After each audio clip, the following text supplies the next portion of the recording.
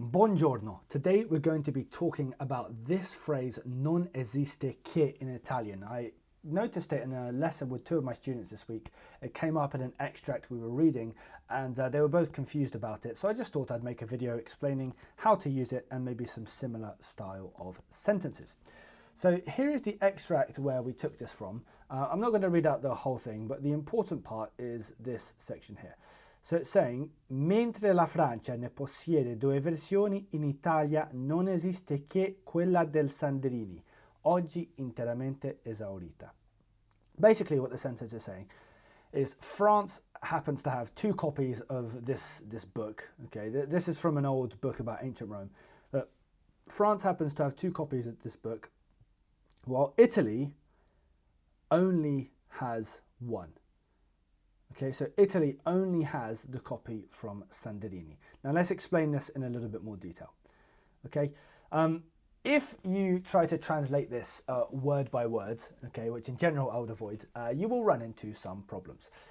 Because non esiste che una versione would be something like there doesn't exist that. Okay, it doesn't really make sense. But what this actually means is there's only one copy. Okay, so if you wanted to break down it literally, yeah, this is what it would literally translate to. But the real meaning is there's only one version. Like in English, we would say like there's nothing but, or there's only. Sometimes you'll see this with altro. So like non esiste altro che, like there doesn't exist anything except this thing that we're talking about. So non esiste che quella del Sandrini. So it doesn't, the only version that exists, and we know it's version because in this text it's just talking about two versions. But in Italy, in Italy we don't have anything except the Sandrini version. Okay. Why this is actually used? Okay, we use che as a restrictive particle. Fancy grammar word. You don't need to know that. But it's basically just saying about the quantity. It's only that thing that exists. So we don't have any other things that exist apart from that one. You will know from your Italian that che can also mean that, you know. Che is a very common word in Italian, but in this case it doesn't have the meaning of that. It has the meaning of just saying other than that, if you want to think about it that way. Now it's a little bit more dramatic, as we know Italians love a bit of drama, than saying c'è solo una versione. Yeah, and again, this text, okay, this came from a book from 1903, okay, so you're unlikely to obviously come across this much in the wild. However, you never know. Italy is a country with a lot of old things, a lot of old signs, museums, books, so I think it's still worth having a look at. Again, common in formal, literary and academic Italian. So yeah, we could have said in that sentence, there is only one version, but we want to say like, no, there doesn't exist any other versions apart from this one singular version. You understand? It's just emphasizing that fact in a very Italian way, let's be honest. Cool. Moving on, I wanted to talk briefly about an Italian practice tool that I've made, which you can use to practice your verbs. And this is what it looks like. It's a simple quiz. You basically pick the tense that you want to do, and you know, you can come down and do your questions.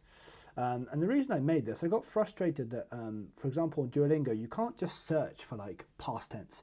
Or I noticed with some of my students, if they're only struggling on the future tense, I can't send them like 100 questions just on that tense. So I've just made this really simple little quiz. You know, you can submit it, you click submit, it shows you your answers. And I'm looking to just get some feedback for it and also some users, eventually hoping to make it into a paid product. But for now, it's totally free, so please do come on and have a go. And I'll leave a link to that down in the description. And if you want to hear from me just a little bit more often as well, I do have a weekly newsletter where I'll basically just send some tips and tricks on Italian and a link to a video I think you might find helpful. So you can also find that in the description below. Okay, let's look at some more examples. If I said this sentence, non fa che lamentarsi. Okay, so again, you need to just let go a little bit of che, meaning that, in your brain in order for these sentences to make sense. Non fa che lamentarsi. It restricts the action to just this one thing. So he doesn't do anything except lamentarsi. Non pensa che al lavoro. He doesn't think of anything except work. Non dorme che 3 ore. Okay, he sleeps only 3 hours. Okay, we talked about translation being a little bit difficult. Okay, so recognize sometimes that ke is just used to mean except, or everything except this. Okay, so when you see non ke, just kind of have that alarm bell go off in your brain, if that makes sense. Okay, a couple of other similar sentences.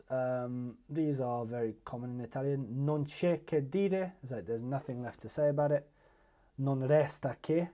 Again, you maybe understand this a bit more if you add the altro. Non resta altro che. There's nothing left apart from whatever it is that we need to talk about.